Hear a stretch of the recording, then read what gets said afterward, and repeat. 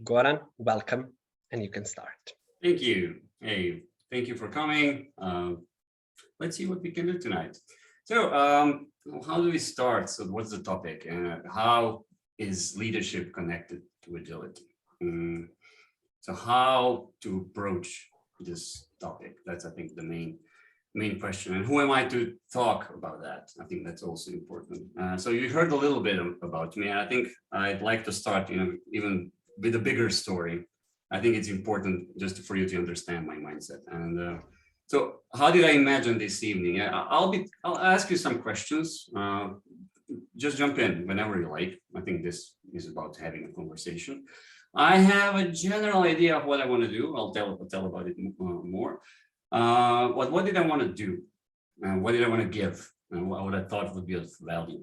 So I was thinking it's not about leadership models so much. We will maybe quickly run through those things. I was just thinking of how to give my perspective, how to talk about the experience I have, and how to make it useful. So my assumption is you are either in a leadership position, or you work with people in leadership positions, or you want to be in a leadership position, or you maybe work with people and want to help someone develop to be a better leader. So I think this is a right place. So I think so. This is a really dispersed a bit. It's just taking a bit from all over the whole arena of leadership and agile, because I think I would like to open as many doors as possible for you. So it's not about learn something, I think, but you will just get something, and I will what you do after that, it will be up to you. So I try to distill in the best way possible what I think would be of value. I think maybe those are the things that people usually ask me, or things that I find myself talking a lot about. So that's that in general. So how did my story start? I was studying to become an engineer. I studied long and hard. I wanted to be a programmer. And when I started doing programming, I ran away screaming from that after like a year and a half. And it wasn't something for me. And I noticed I would really like to work with people more. So I transferred to consultant position. Then I did a lot of IT education. I did specific tools. I did a little bit of project management. I've worked in sales. And in all that, I've worked in great companies with great people. In all that, I really didn't like how business works. I felt, I think, maybe disillusioned. And maybe that's what's supposed to happen when you're 20-something. But I felt like that. And I made a big cut in my career. That would be 15-ish, almost 10 to 15 years ago. I decided I will be a soft skills trainer. Because I thought that's what's missing in the world of business. The relationships would be different. It was all top down. It was so much games, so much politics, and people were suffering. I think I'm really sensitive to that, and I was suffering. I'm really sensitive to that. You can imagine. And what happened then?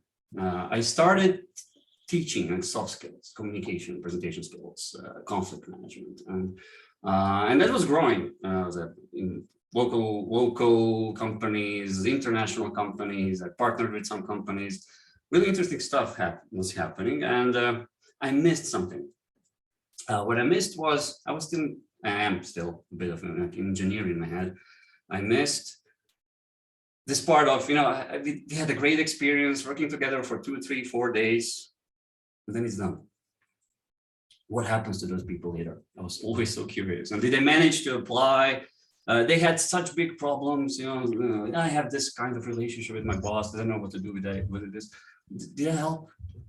I felt the need to help in a better way. So like 5, 6 years ago, two important things happened to me.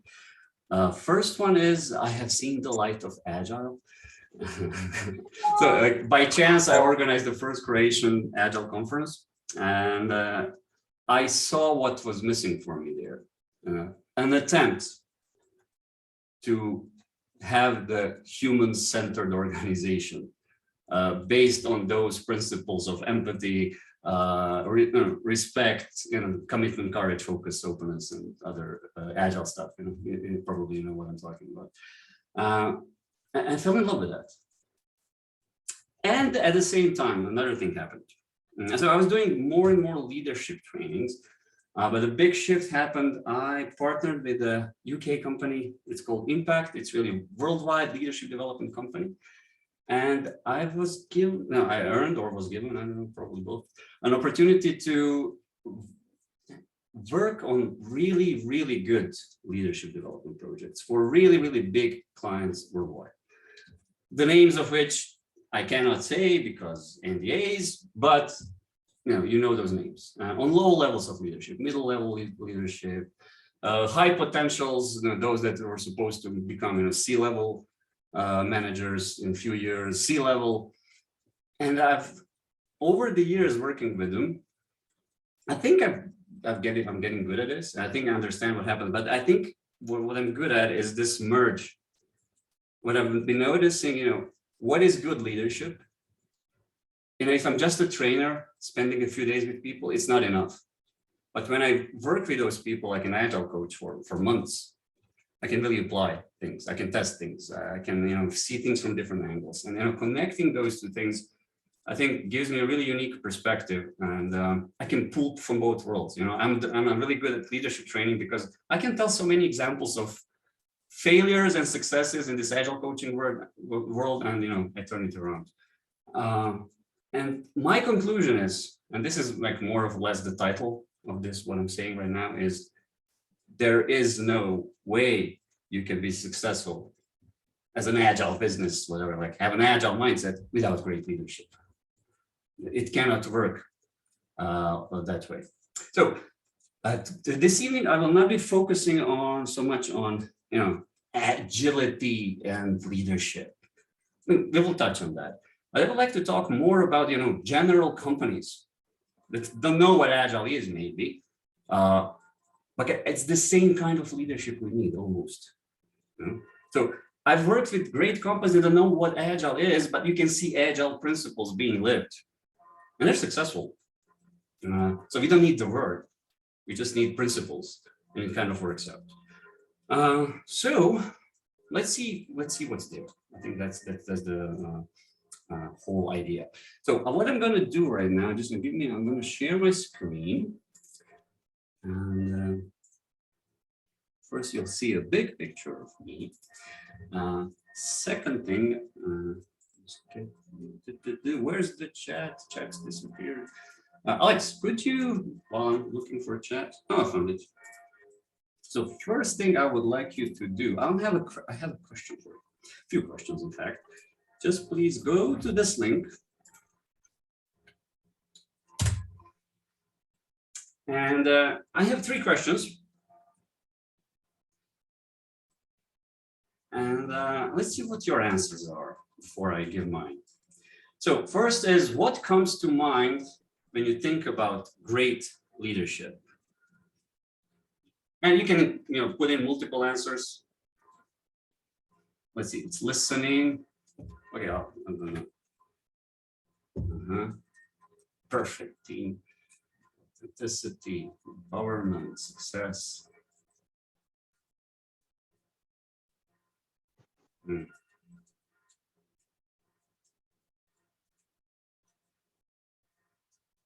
Transformation, people first, humbleness, vision, all the good words, right? Great. And we need to have results, right? Servant leadership also, okay. I think that's talked a lot about. Coaching methods, accountability. Oh, I like this one. Personally, I like this one. Because then we come to the essence. Is a leadership really happening? It doesn't happen without accountability. Courage, brave leader of change. All right, thank you. So this is leadership, what we're describing here. I'll take it a step forward. Thank you. So next question, This is really personal. If anyone would have absolute, complete faith in you and your abilities, how would you feel?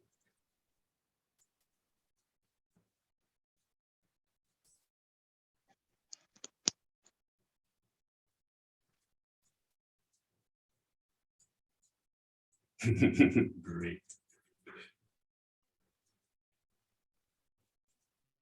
Proud and scared. Interesting, yeah, right? What comes next? Yeah? We have to start doing things. There's freedom. Responsible, empowered. I think that's the sentence from Spider-Man. With great power comes great responsibility, right?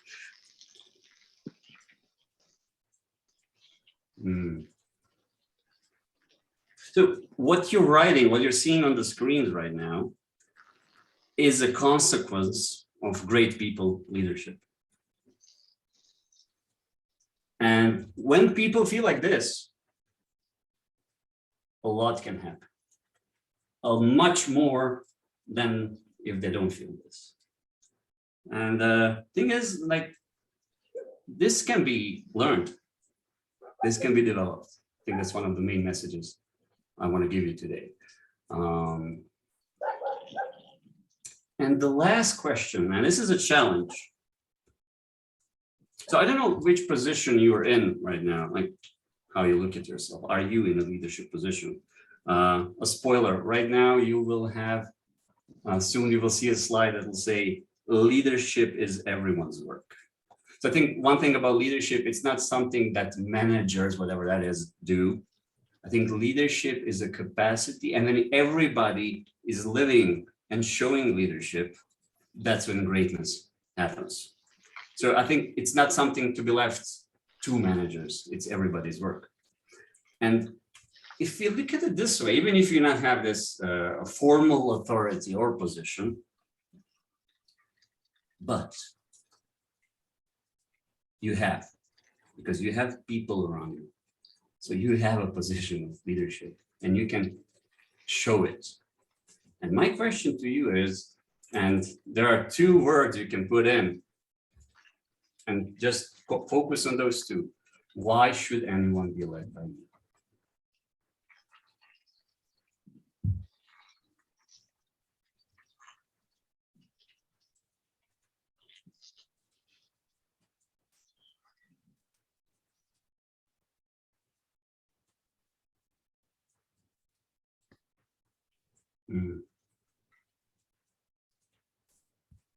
Think about it. What do you offer? I was chosen. I was forced to lead. Yeah, that happens. That happens. I hope there's another reason after that one. If not, I think there will be a lot of misery.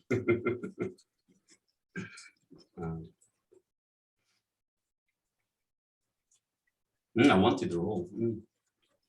There's so much to be learned from this.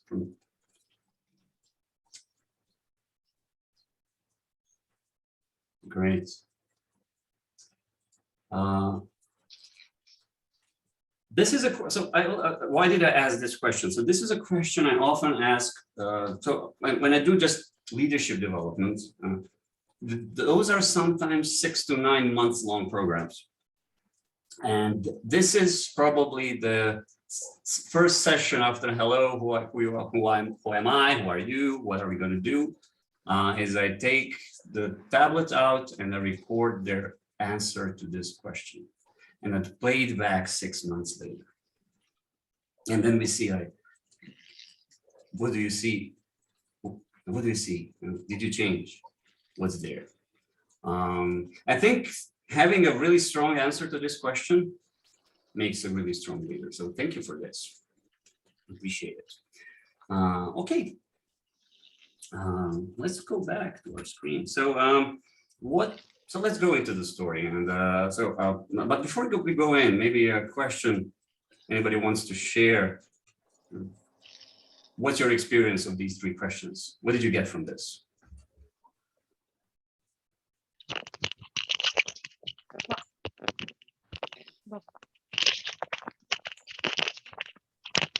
Is there someone trying to say something, or that's noise? It's someone, I think that's noise. All right. Anyone else? The last one was surprisingly hard to answer. Thank you. Evo, All right. Bela. Idemo. Željka, can you hear us? We can hear you. All right, thank you. Sorry. Welcome. Sorry, mistake. No problem, no problem. So let's go. So what am I going to talk about? Well, let's go into slides. There's not so many.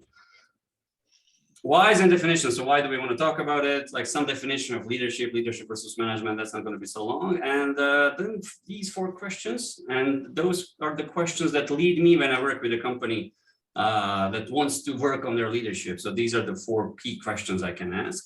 Then some anti-patterns. And this is directly from my head. I was thinking, like, what do I see?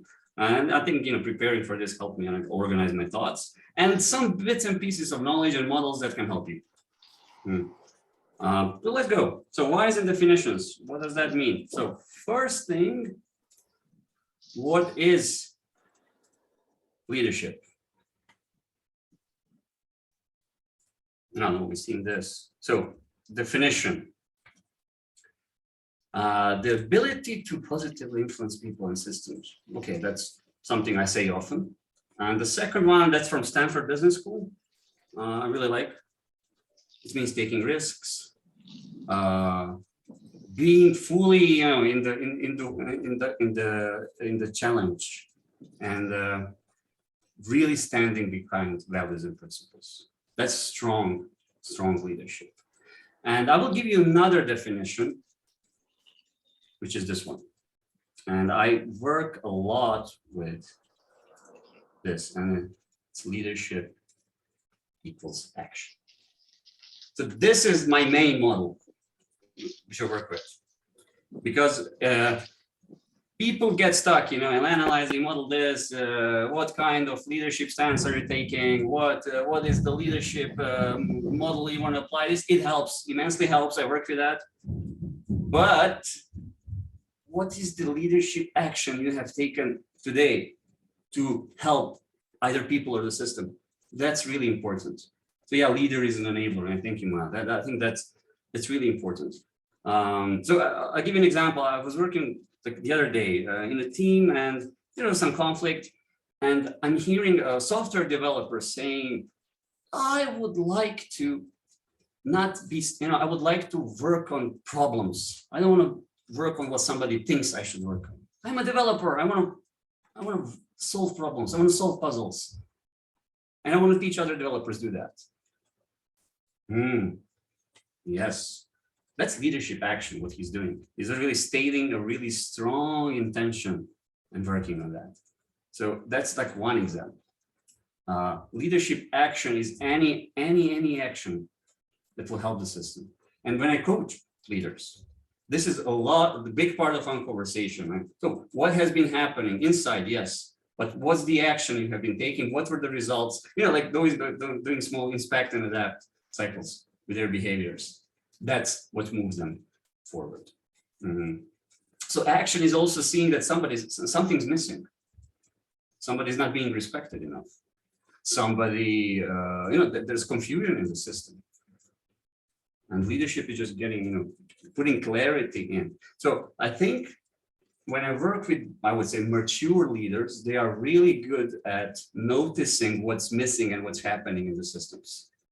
They can just detach almost as a coach, look what's in the system, and then jump in and provide some, do something, create an action. I think that's one of the, if you go from this position, you can really help people be better leaders. Second thing, and I've already, I think, said that, is leadership is everybody's job. Yes, a developer's job, if you're in IT, you're a surgeon and it's leading a team of surgeons, everybody's responsibility. So it's a capacity that any organization needs. The more it's spread around, the better. We don't have to look at the C-suite owners, managers to provide us with their leadership. If everybody is in the mindset, then it kind of works out. So I think this is the second thing that's really, really important. So when I coach teams, I expect this, and I give feedback. Feedback is a leadership action, act of leadership that will move probably something in the system. And noticing act of leadership, giving feedback on those feeds that into the system. So work with that, people. It's really good. So just do it constantly. That's how you grow the culture. So let's go a bit into the why. So just a bit on why do we talk about leadership in agility? And so this is a state of Agile from, I don't think, a recent one. You see the question is really important. Barriers to adopting and scaling Agile. And where can you see leadership? Organizational culture, that's leadership. Resistance to change, that's leadership. Not enough leadership participation, that's leadership. Inadequate management support and sponsorship, oh, that's leadership. So it's everywhere. That's the strongest why. So we need leadership action in order to move. Okay, this sentence is obvious. I'm not going to explain it. But how did it start? So I think one thing I want to give you right now is, maybe you know this, but what's in the DNA for the organization that we have this leadership issues? Why is it so hard for everyone to show this leadership? One of the things, it's not the main problem, but one of the things is this guy. You know who this is? Why is he famous for? Frederick Taylor was someone who wrote a book about how to do management in the beginning of the 20th century. He had good ideas. Some of them were good, but some of them were really, first ideas, probably revolutionary at that time, but he did something, he talked about something that's still with us. And it's two things. First thing he said, I think he called it scientific management, the book. First thing he said is you can plan and get all the information you need in order to have a perfect plan. And we all know that's a lie. And I think we can all see that mindset being happening all the time. And the second thing he said is you have to separate the workforce into thinkers and doers. And that's, I think, really made a big damage, and I can still see it here. You're not here to think, you're here to work.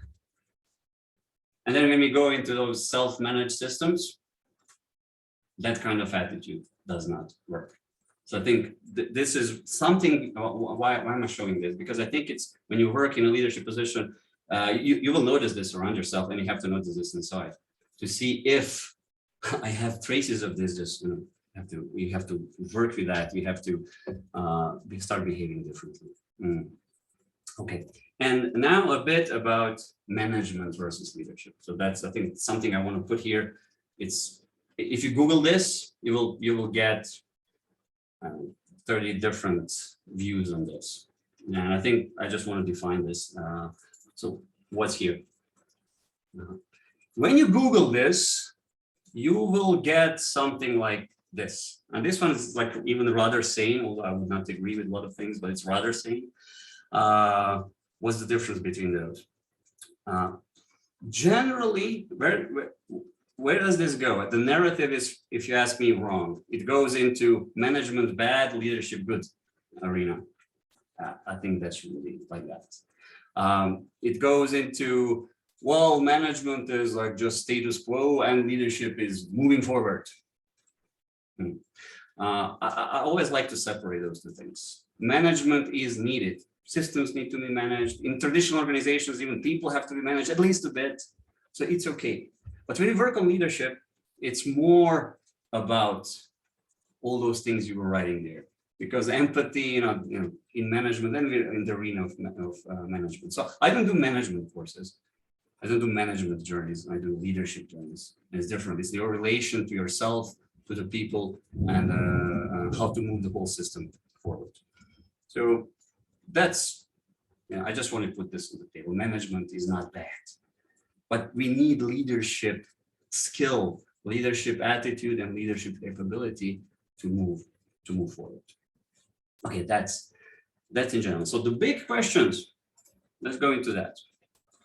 First one was, what are we aiming to achieve and how? Why is this important? So I'm telling this from the perspective of company wants to work on their leadership, what to do then.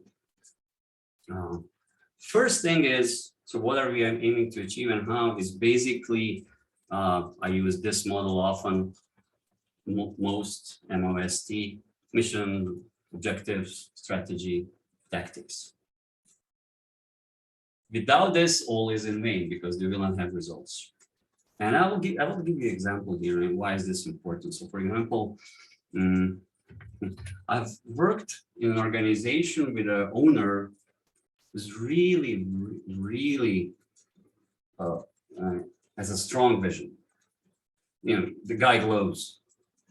But they say around the company, if you spend too much time near that light, you will burn.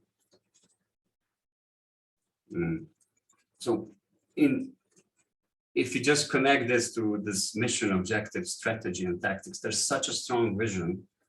But what's the problem?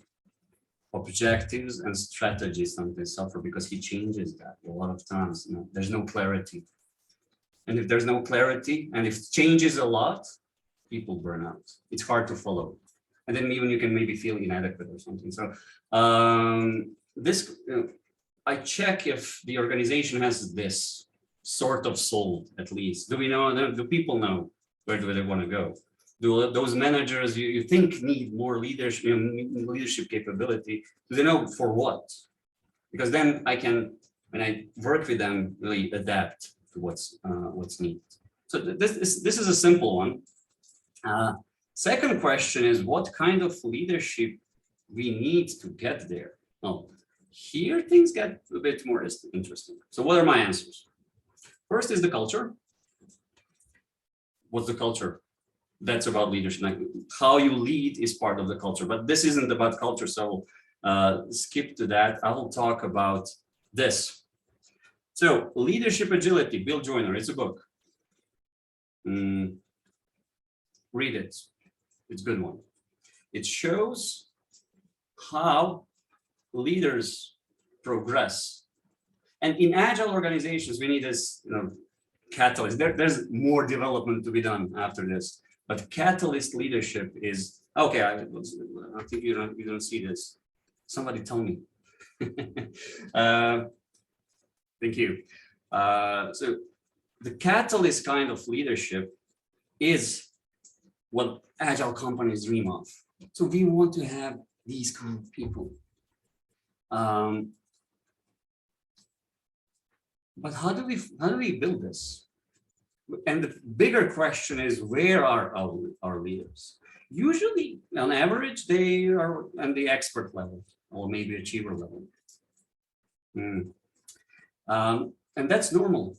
Those people need help because they don't know how to get to this catalyst, especially if they don't have role models. So expert leadership, that's usually what you see all around. So I was a good programmer, so I will lead a team of programmers. I was a good surgeon, I will lead a team of surgeons. I was good at my job, so I will start leading people.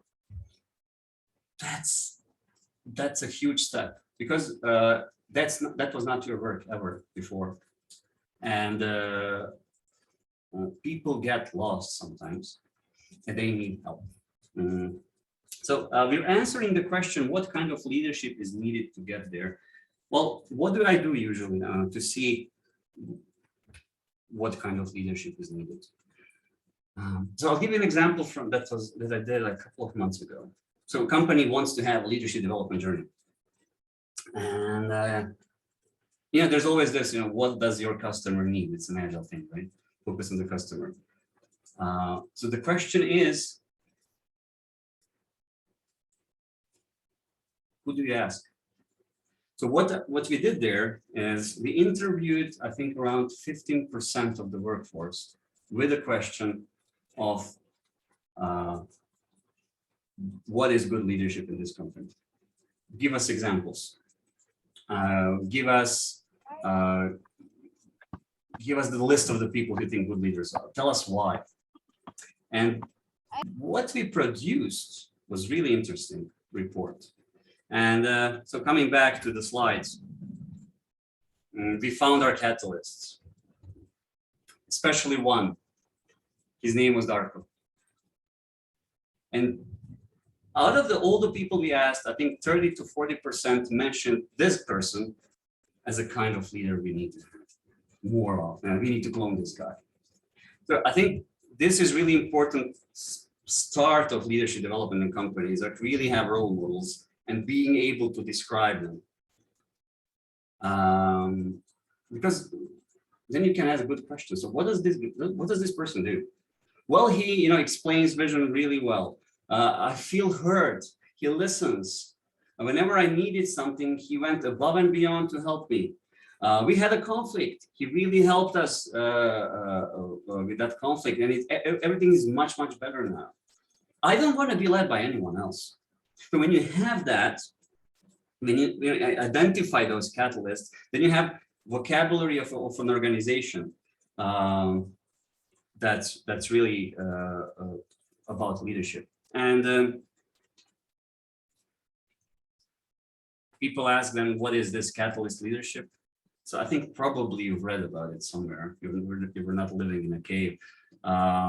It's like doing experiments. It's a V culture. It's growth focus, it's transparency, vision, coaching people, things like this. So we need catalysts. What is also important, how much time we give people to get there. So this is the first model we can use that answers what kind of leadership we need, but not in this language, in the language of organization. Second one I use, 6 styles of leadership. It was done by Daniel Goleman, and the same guy that was the father of emotional intelligence. And he lists 6 of those: commanding, visionary, affiliative, democratic, praise-saving, coaching. So a few stories about this. How does this help? One of the anti-patterns I can see is, and I think this is really important sentence. I've heard it one time and really it's stuck in my head, is for leaders and for development of leaders. And the sentence is, what got you here won't get you there. And I see leaders doing this kind of mistake over and over again.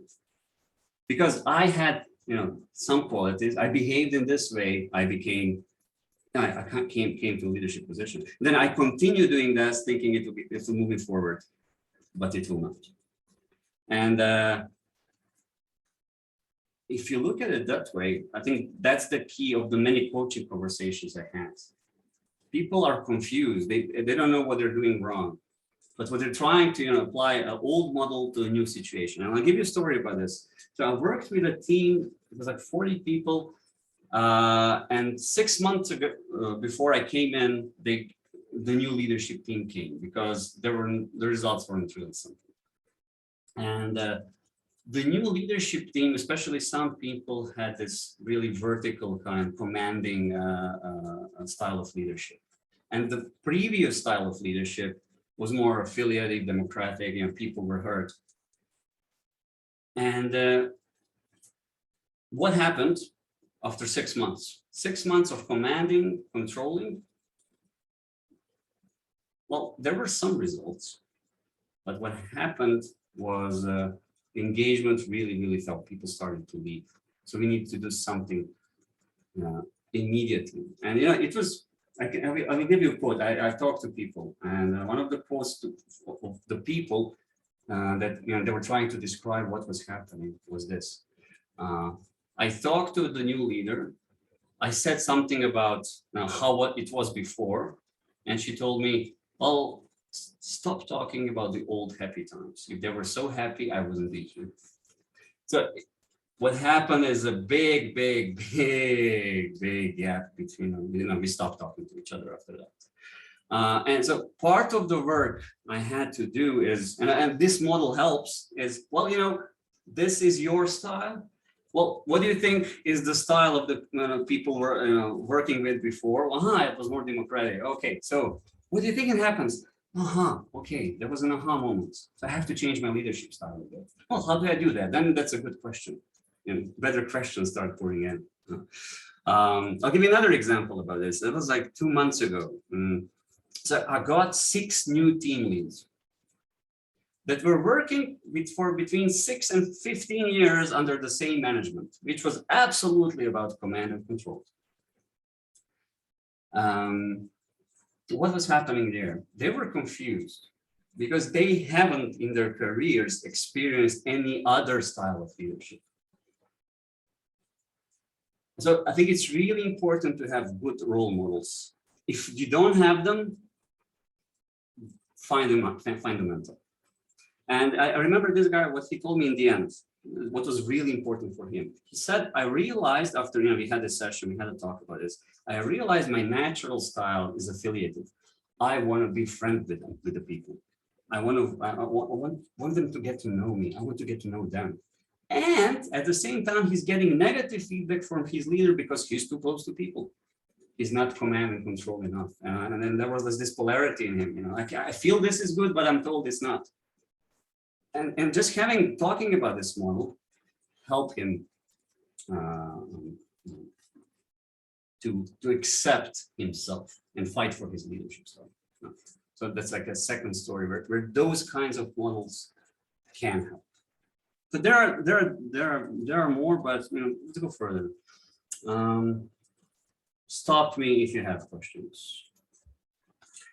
So the third one is, how far are we from becoming the leaders we need to be? How do we, so it's about measuring. It's like how do we get the data about what kind of leaders we are? So I'll show you 2 tools I have used. And the first one is, probably you heard a version of it, it's Leadership 360. I can't show you, the production well, but you can buy Leadership 360s. There are like zillion of them. So this one is the LCP model. You can Google it. It's online. It's really complicated. There's a lot: integrity, composure, balance, selfless leader. There's a lot. It can help. What I think it's better than this, and what I try to do in organizations is, don't buy it. Don't buy culture. Try to build it. So if I have the budget and the money and the time, I would take the first cohort of the future leaders of the company, and I would build their own 360 with them. I would ask them, okay, guys, so what do you think is, like, we heard people, we interviewed people, let's interview more people, but let's together create leadership expectations so we can measure ourselves. So I've seen really good ones that are custom made for different organizations. And what kind of, so 360 has a bad reputation because sometimes, often, it's used as a performance management tool. People hate it then. If it's used as a people development tool, it depends on the culture, then it's really different. And I have a question for you. It's a new one. So go back, please, to the link I provided to you. And there's a new question.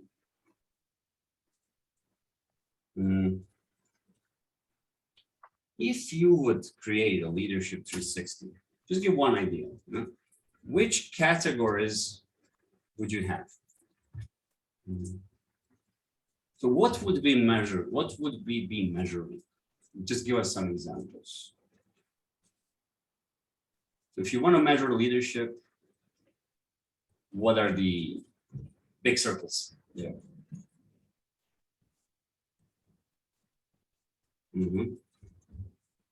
Ownership. Our results, of course.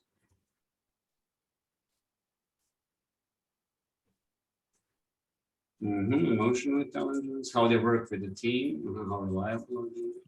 Can we have results and achievements? Okay. Efficiency, problem-solving skills, yes.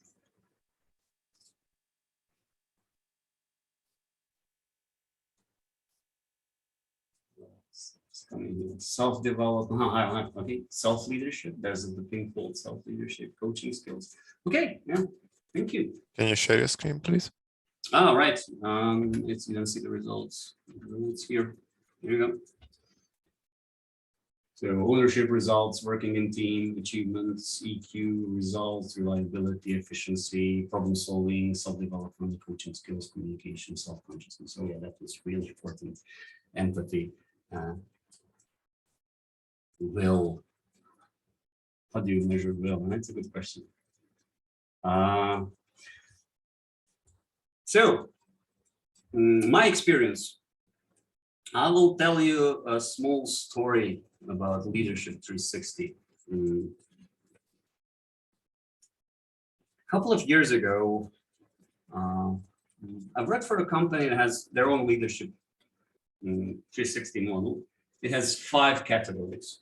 One of those is, how do I connect with other people? So it's this connection, it's this human part of leadership. What's interesting, what I liked about the company is, they're trying to have this holistic view of their leaders. Now, in some companies, if you have best results, they don't care if your connection to people is, like absolutely above average, the worst in the company, because you have results. That's really not healthy for the culture. And that this company was really taking care of that. So what I had was a person with really, really good results. Worldwide, you send, there's a problem worldwide, politics, there's a problem in Russia with some supplier, send him. There's a problem with, militia in Indonesia, send him. But his connection was not so good. Okay, so before I continue, I have a question from someone in the chat. You can't see the results. So can you, everybody else, can you see, the screen I'm sharing with the results of the survey? Is it there? Everybody can see. Is it just one person? So sorry, Zofia. Yeah. Oh, okay. I hope you find, the screen which I'm sharing. It could be there. Okay. And then, yeah, this guy. So what did we do? See, he did his 360. This, the achievement part, results part, above average. He's like Mr. Wolf from Pulp Fiction. You remember Mr. Wolf from Pulp Fiction? What does Mr. Wolf do? He solves problems. But his level of connection, he didn't even want to connect with other people. And but having this 360 helped me as a coach to ask good questions. And how we made at least a bit of progress is the question, well, okay, so if you had a better connection with people, even if it's hard for you, would that make your results better? Yeah, no, there was silence, so there was an opening for that. So we worked, and I remember after 6 months, there was a coaching session with him, and he came so happy. Why? Because my boss told me that other people told him that I'm a bit easier to work with than before. So it's something. So I think this 360 helped and use it a lot. So next, so we are here on 360. And the one other tool I will show you, and there are different ways, but I really love this one. It's again a test you fill in, and it's called Leadership Emotional Intelligence, EQI. So how do we measure emotional intelligence? So this one measures emotional intelligence, 6 areas: stress management, self-perception, self-expression, you see it, and then those little, smaller ones. For example, for self-perception. self-regard, self-actualization, emotional self-awareness. I'll tell you my story. So what was my result? So for example, impulse control is through the roof. I can control myself really well. My flexibility is really high, and my independence is really, really high. And maybe that's the life I have, and I usually work alone and I develop that. But it's so high. So there's this thing constant, I want to share with you. It's called overdone strength. My independence is so high that I don't even think of asking for help or connecting with people. And that was showing in my interpersonal relationships results. Because it says there really quickly, you're not really trying to keep up with your relationships. And I was shocked, and it was true. So that's one story, and it helped me think, okay, so what do I do now? How do I connect more with people? Because my life as a coach is, you get in, maybe you spend 2 days with people, maybe you spend 3 months with people, 2 days per week, but then you leave, and who stays? So like a zillion of people coming in. So it helped me understand how I live and how it influences myself. And so you can see some other categories there that we can measure. For example, assertiveness. This was a key for my coaching with one person. He was a manager in this investment fund in the UK.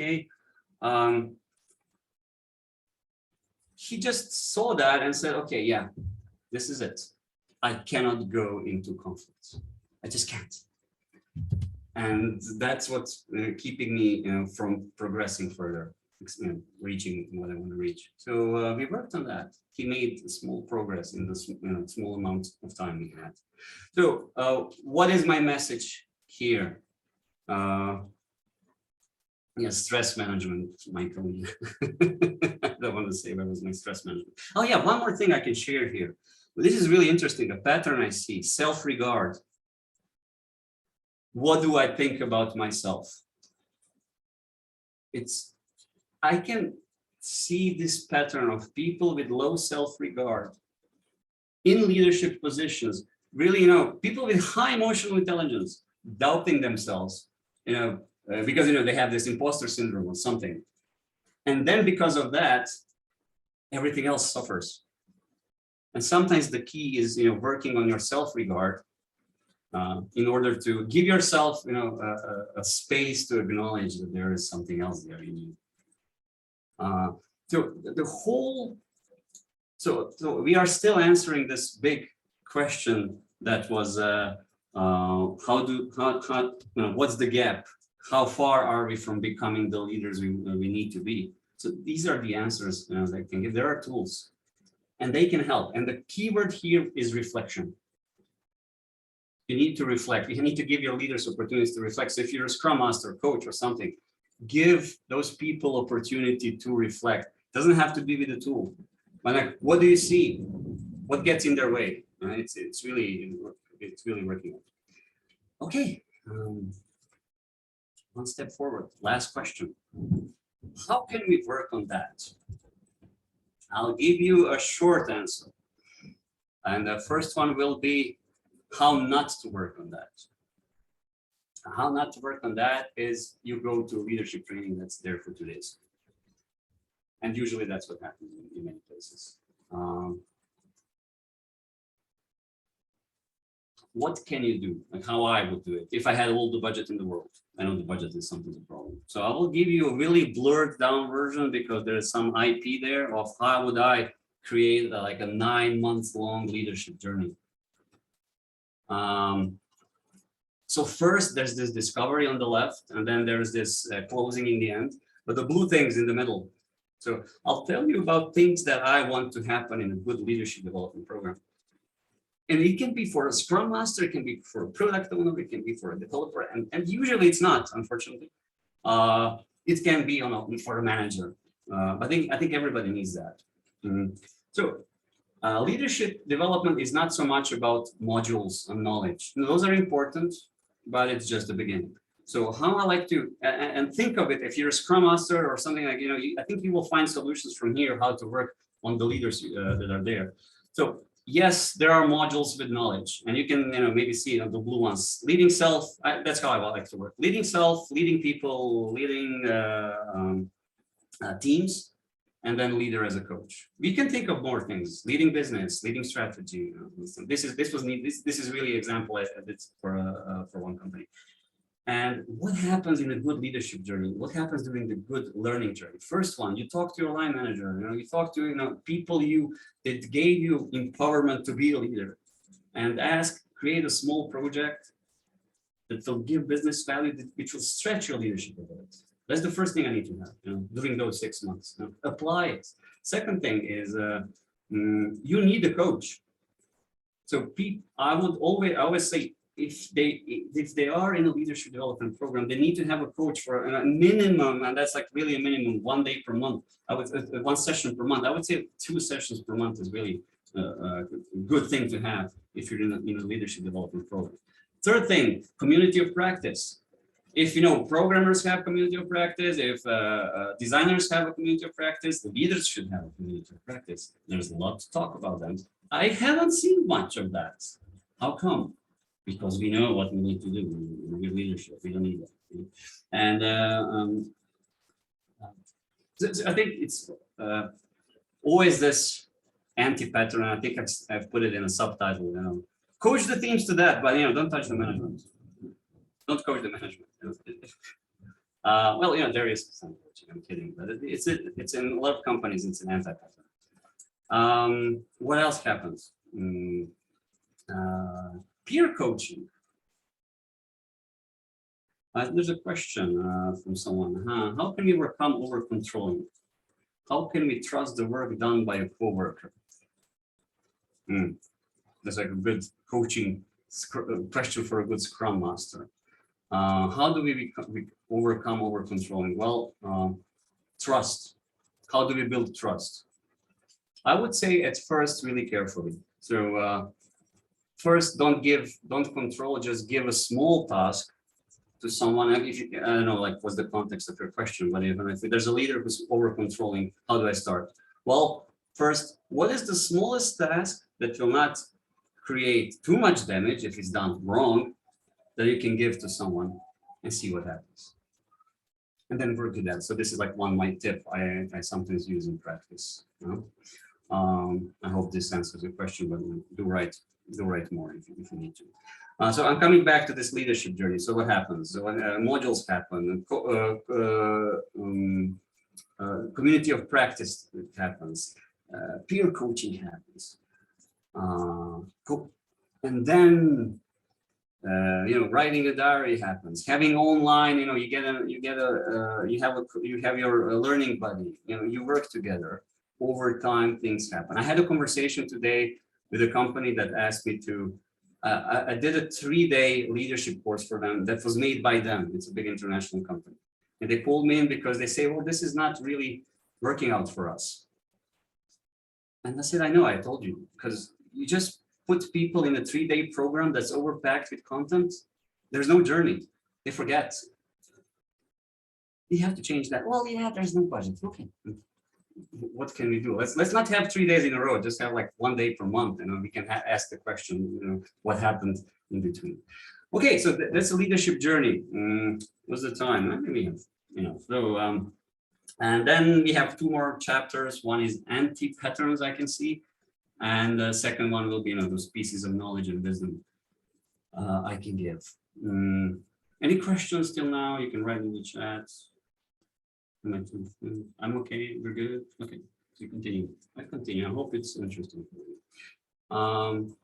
Hey, yeah, one more question, Lisa. It's really raining here, and I have my headphones, but can you hear me well? Or should I close the windows? I'm good. Perfect. Great. Thank you.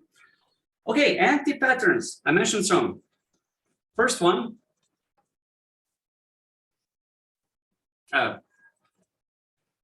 What got me here will get me here. And why is this? There's a picture of Zen monk looking at the wall. So I had an interesting weekend. what happened. I met ex-Zen Buddhist monk from that was he was for 3 years in a monastery in Korea. And so we were talking about enlightenment and things like this. It was like really nice 2 days. So let's leave enlightenment on the side. What he mentioned a lot was this chief monk. I don't know how do they call it? Is it a chief, not chief priest, chief monk, leader of the monastery, the oldest guy, the most enlightened guy, whatever we call it. And what he appreciated about him. So it was what he always was talking about is, yeah. So I don't know what happens to a person that's for 3 years in a monastery. But you know, what they say it's, you know, you get to a state, but you lose the state. You know, they're really trying to catch this state. And he was always showing, you know, you have to come back. You know, he was always doing this move. You always, you know, something happened, but you have to come back. So how do you come back? And the old monk was always saying, have a beginner's mind. Whatever you did in 30 years of meditating, every day have a beginner's mind. And I would say this is important for leaders too. This is another connection I could make. Reflect, come from the place of not knowing, be curious, and leadership can happen. So don't get stuck in patterns. And it's easy to say, right? But don't be alone in that. Have a coach, have a peer coach, have a colleague, have a mentor. You know, because like every level of leadership requires something else of you. I will. Yeah, okay. I think I will tell the story in a different place. So that's the first one. Second one, that sounds really obvious. Leaders are born. No, they're not. Okay, yeah. Some people are raised and maybe have a good, better starting position, but this can be learned. And it's about growth mindset. I'll maybe if I have time tell a bit more later about that, but growth mindset. Let's talk about a lot about. There's a book by Carol Dweck. I think maybe the name is Growth Mindset.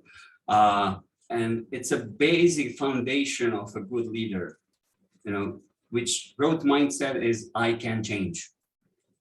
I can learn. If you don't have that, if you have a leader with a fixed mindset, oh, no, it will not work.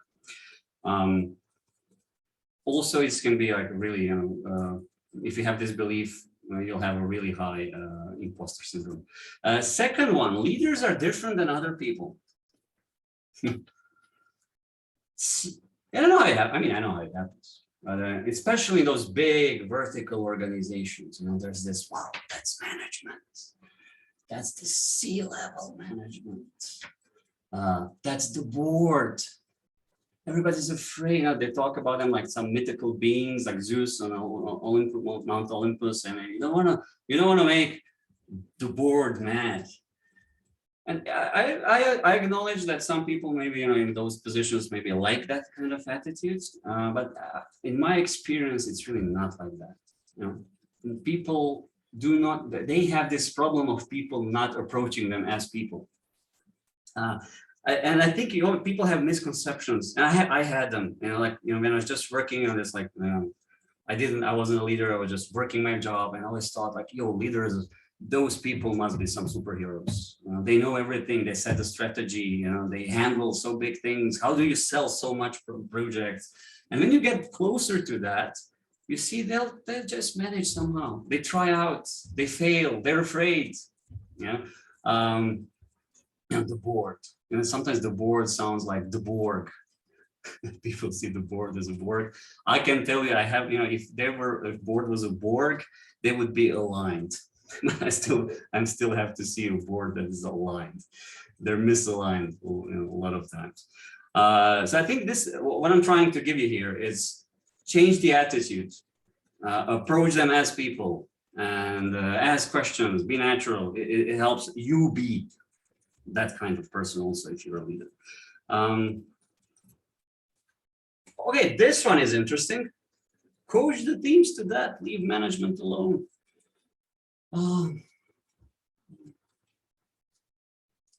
I was part of a big transformation, agile transformation in one big company. Everything was going well, and I'm not the only one with that story. I think a lot of people probably in this room can tell this story. Well, it was all good until management had to do something differently.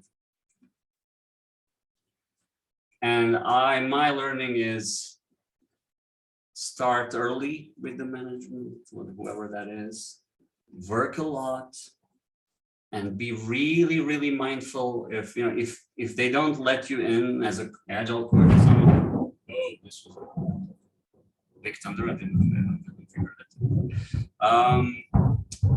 Just work with them. If they don't want to be worked with, if they're not coachable, not much can be done. So maybe it's, of course, maybe it's about you. You have to be self-reflective there. Another one, I'll pick up on this leadership thing along the way. I don't need so much education. I have this, and it's a trap, especially considering what got you here won't get you what gets you there. And connected to this, and fear of my success being in the hands of others. This is really something I see a lot with people who just became leaders of something. So I was, with my people, I was part of the team, and I'm the team lead, or I'm the team scrum master, or I'm the engineering manager in the team, some kind of leadership position. What happens, and there's a good book about that. It's called Leadership Pipeline. It's an old one, but it describes the steps you got from leading self to leading people. That's the first step, and then it's like leading teams, leading business, leading departments, something, 7 steps. And the hardest one is the first, because what happens to people? Up to this point, your success was in your hands. You had control. Suddenly, sometimes even subconsciously, people don't get what's happening to them. Your success is in the hands of others.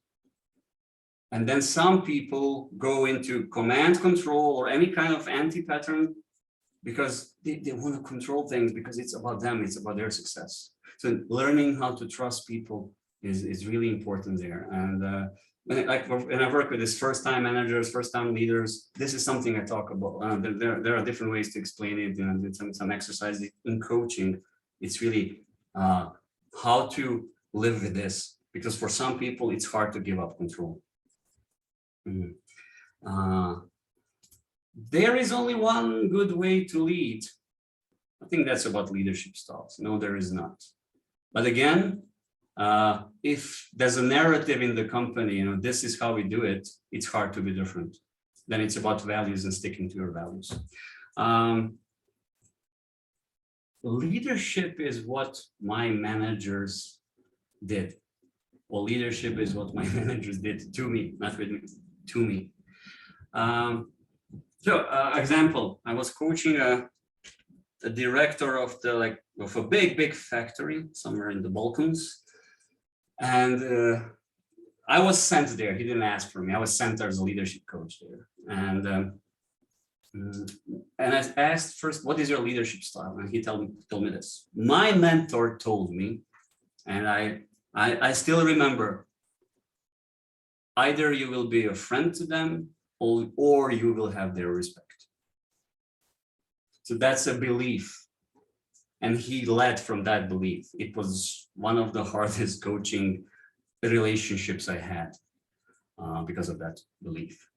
It was kind of working out for him. So again, I think I told that if you see that in your organization, like one way to lead, get mentors, get new blood in the system, get new energy in the system. This one is. I need to be better and smarter than the people I lead. This pressure people feel. So there are two coins.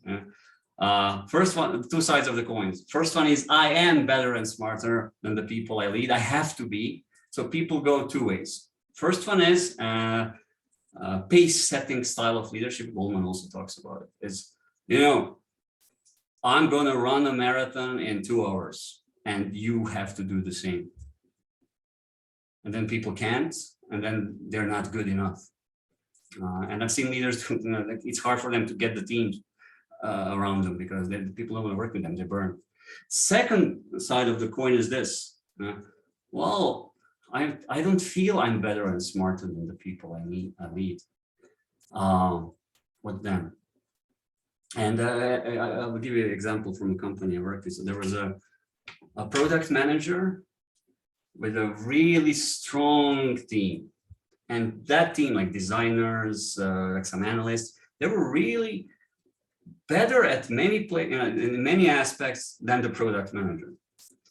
And instead of collaboratively using this, the relationship went so bad because that person wasn't able to admit that they don't know.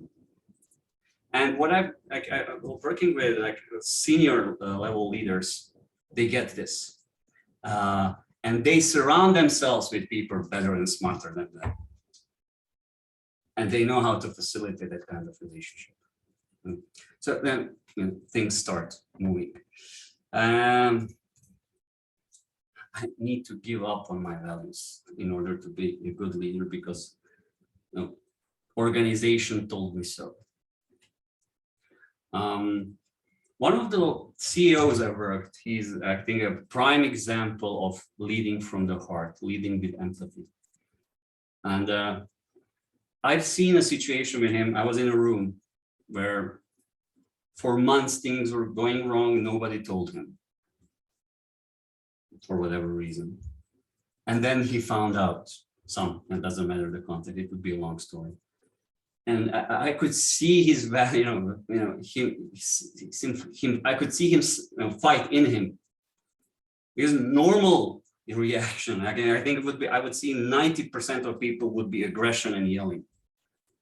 But he came back to his heart and said, I am disappointed. And asked the question, how did this happen? And okay, it was a serious conversation. There was serious decisions from that. But this is building a model of, standing behind your values.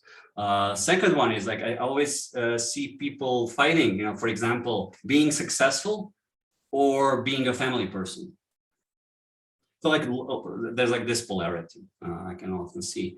Some people have this really false polarization of being successful and being in good relationship with people. Oh, come on. But it's there. And I have to respect that as a coach. So I think looking at what drives people is really important.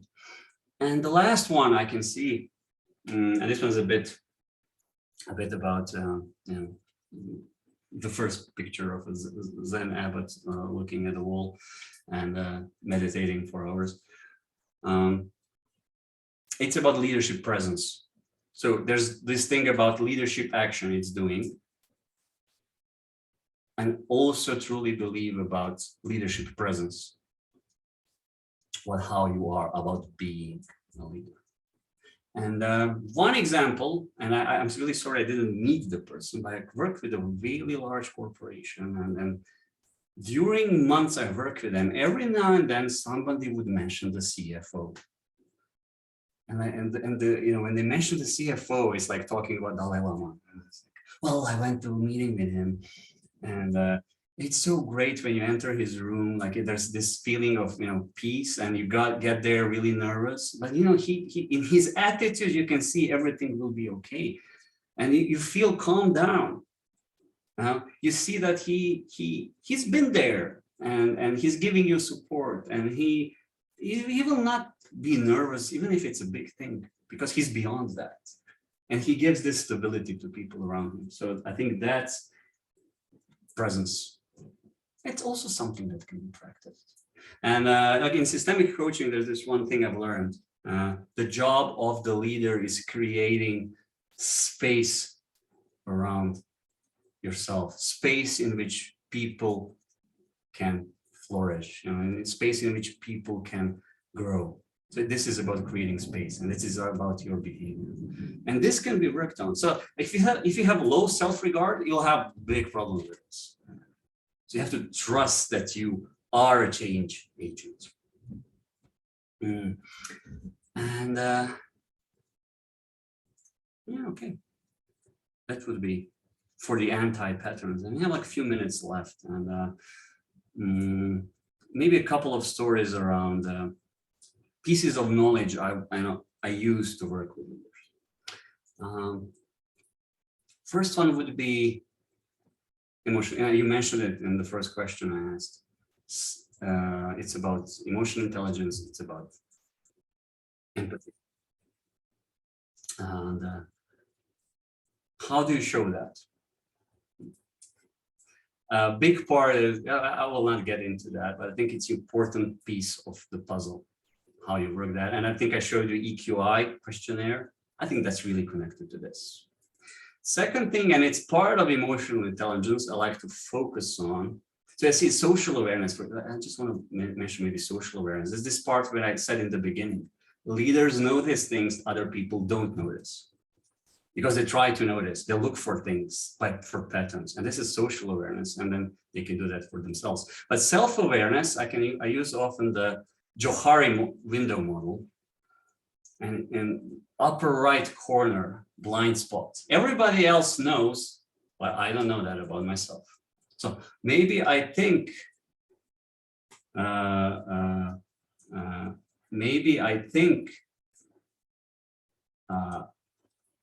that I'm a great leader. I see a lot of ego. But I'm not. And I'll give you the really, in a way, it's funny example and it's sad example. In a way, for years, I worked with a big factory in northern Croatia. And there was this CEO that was there for 20 years. And he always was mentioning how great of a leader he is.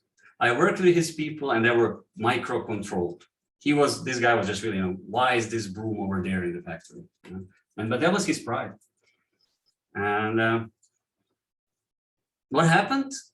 Somebody, that's our factory is a part of a big corporation. Somebody, moved him somewhere else before retirement.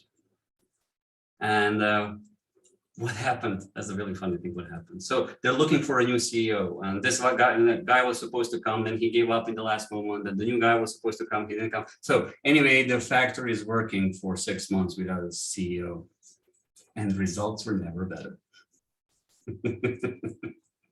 What it hits to an ego, but that's about self-awareness and blind spot.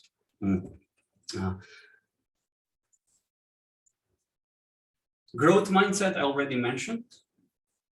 Something to look at. Feedback. I don't think that we need to talk about that a lot. And the last thing I will share with you.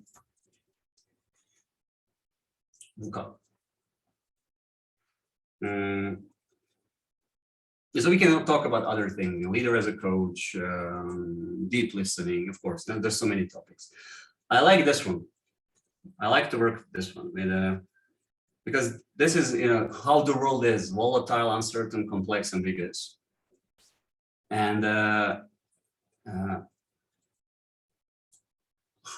people get afraid of complexity. People get afraid of what's happening outside. And being a leader is knowing how to manage this first with yourself. So again, there you can help there as a coach. For example, what is your reaction to VUCA? Some people get inside. That's my reaction. I get inside, I close. I will solve this on my own, but like my field of vision is like this, and I probably will solve it in the wrong way by fighting.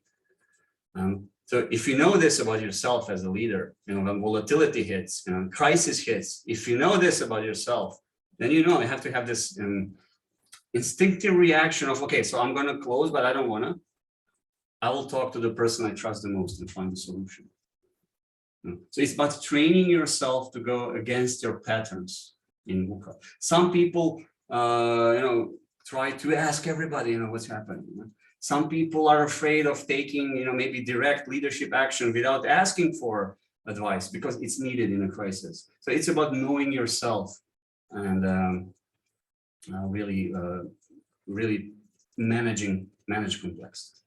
So I could go on and on, but I think it's really coming to an end. And maybe have some questions, maybe.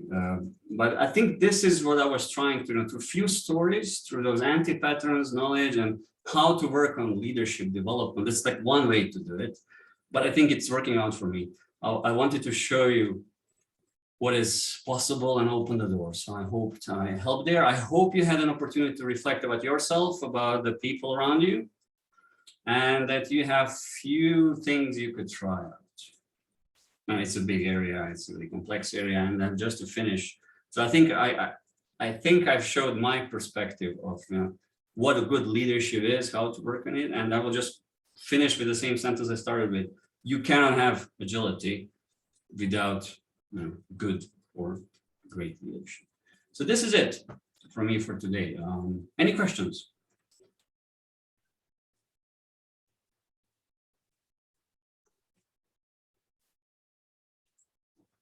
No, probably not. Okay, Alex. If everyone is free to ask some questions now, it's the time, because we are close to the very end. So please use the opportunity to ask some question before we end up tonight's meetup. Hey, Yelitsa, go ahead. Yelitsa raised hand. Come on, go ahead, Yelitsa. Hi, everyone. I just wanted to ask you, after everything you said tonight, and thank you very much for sharing your experience. Do you have any example from your practice when you helped some major leadership transformation in one company, when you actually thought it was impossible or barely impossible to make a change, and something that you perhaps consider your greatest success in coaching leaders? You don't have to name the company. Yeah, just I understand. How it yeah, I think that's a great question. Let me think.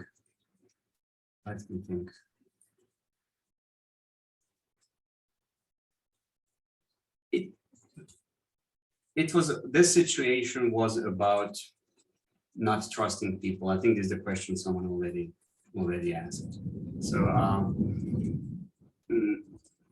I think, when you have the whole company trusting that you can trust people, and then there's an owner who can't let go of control. And it's like one person is a blocker for 50, 60 people. And I think for me, my success there was that I managed not to be the reason for the change. And I managed through coaching, meetings, workshops, working with them, managed to working with the people he works with. I think the empowerment of the people was so strong that that they managed to convince him to trust them. I think that's like what I was really grateful for. But because I think it was, as a coach, you're always deeply aware when you leave, things might change. And this was like, I was sure when I leave, things will stay well, because the system has changed. Now, so this would be my example. It really sounds amazing. Thank you for sharing. Hi, I have a question about drivers. Mm-hmm. So can you come up? I mean, there are a lot of drivers. Are what there do you mean some, by drivers? like leadership drivers? Like every leader has their own drivers. Some are into money, other are dedicated to cause, other want to, I don't know, change the world or God knows what. And what would you say in majority of cases when you coached, what were the drivers of leaders that you worked with?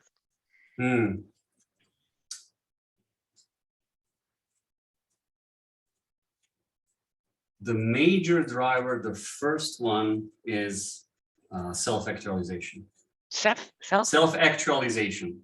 So, really? Yeah. Selfishness, you mean? No, actualization, as in like this Maslow's pyramid, as the level of I have realized myself as a person. Ah, gotcha. Gotcha. Thank you so much. So it's, and then I would go with success and empathy for people somewhere there. Success is a really often a driver in the leaders. And did you got into like empathy? It could be a people pleaser or as a driver opposite. I mean, because those I have encountered a lot of like people who have empathy that are leaders, but they're actually people pleasers, and that's a big difference. So yeah, it is, and I can give you like immediately one example comes to mind. I was coaching like a director of that company. One person was a new leader for a team of 15 people, and she was such a big pleaser that she was coming on weekends, working till 10 in the evening. Everybody was coming off work at 4. She was doing work for them. And she got like really like she got like 30 kilos in a year or something. She was under so much stress, and I was like they were trying to help her. I didn't work with her. So yes, there's people pleasers, but I don't think they can really create an impact because you need to go into a conflict if you're a leader. Of course, yeah. And or enablers, enable others to do the work and enjoy it. Exactly. I think that's the bottom line. Thank you so much. It was great today with you. Thank you, Maya. Met my expectations. Okay, Yelena. Yes, I have a question regarding self-organizing teams that we can meet very often in Agile environments. So when we're talking about leadership now, would you share some tips and tricks for leading self-organizing teams? What does it mean? Me leading self-organizing teams? I can give just more info. Well, for example, I work in a position similar to a Scrum Master. So I am in a position of servant leader and work with self-organizing teams, but very often in the Balkans, I have opportunity to see that self-organizing teams are not really, they actually, some of them want to be managed, not led. Okay, yeah. I understand. So I know this is a step that all teams need to go through Agile organization or transformation. Sorry, but it's a challenge. It's a tough challenge for leaders.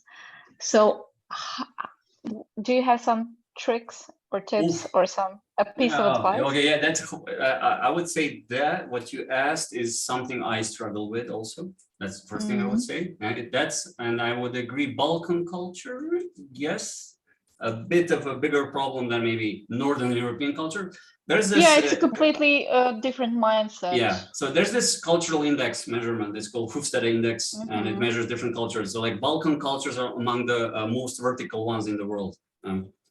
Compared to maybe Northern European, the least vertical. So it's like those kind of like self-organization fits rather well there and not so easy here. So my takes, I don't have tricks and like I don't have one thing. I have principles. So first one is it takes a lot of time. Second one is they need to fail, and we need to remove command and control perfectly. They need to fail over again. Third one is I'm looking for leaders inside the self-organizing team. So this is where this thing of everyone is a leader becomes much more important. So I think, self-leadership needs a spark. And there are some people who say, okay, guys, now we need to do these things differently. I'm always trying to find 1, 2. If there's 30% of those people in the team. Yeah, to make a critical mass. Yeah. So I think looking for, if you're building those people. So I think that's where for me is the key in the Balkans area, because there's always one. And we just need to clear the space for the person. And then that means sometimes working with other people. Sometimes team is not a problem. They would self-organize, and they would be a great team with the help of a good Scrum Master eventually, but not under the conditions. So it's the context of where they work. So this is what I can see shortly. Thank you. I appreciate it.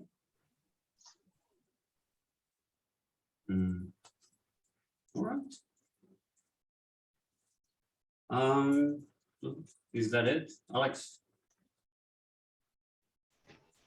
One more, if I may. Sure, yeah. It's just a short question. You mentioned the book of the Carol Dweck, Yeah. Growth Mindset. Is it Mindset, the New Psychology of Success? Yeah, or is it something that's different? the one. That's the one. Okay, thank you. And there are really good, those like, cartoon YouTube thingies, when they draw and explain. Just start with that. I think, I like a couple of those. And Carol has some good stat speaks, talks also to look at that. Okay, thank you.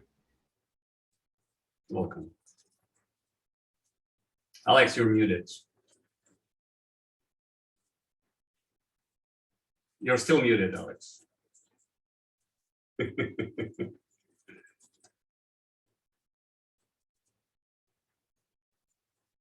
Alexander, you're still muted. I see your. Oh yeah, I okay. realized right now. Now it's All right. very good. Okay, guys. Well, I guess this is the end of tonight's meetup, and I don't have other words than to say thank you very much for your participation. I see a lot of new members tonight, and that's good because that's the proof that Agile Humans Meetup community group is continuing growing. So we are very proud to see that, and thank you to all of you that spent your time here with us to hear something new and something useful. And I hope this was very inspiring for all of you. And Goran, thank you very much on behalf of Agile Humans company. It was very, very, very good and quality spent time tonight. So I hope we will have you as a guest another time. So guys, on behalf of Agile Humans, I wish you very, very nice rest of the day and beautiful weekend, which goes in next days. And until next time and next month, I wish you good luck and good working and resting days because it's summer. So guys, have a nice evening. Thank you. And see you next time. Thank you. Thank you. Bye-bye. Bye all. Thank you. Bye. See you.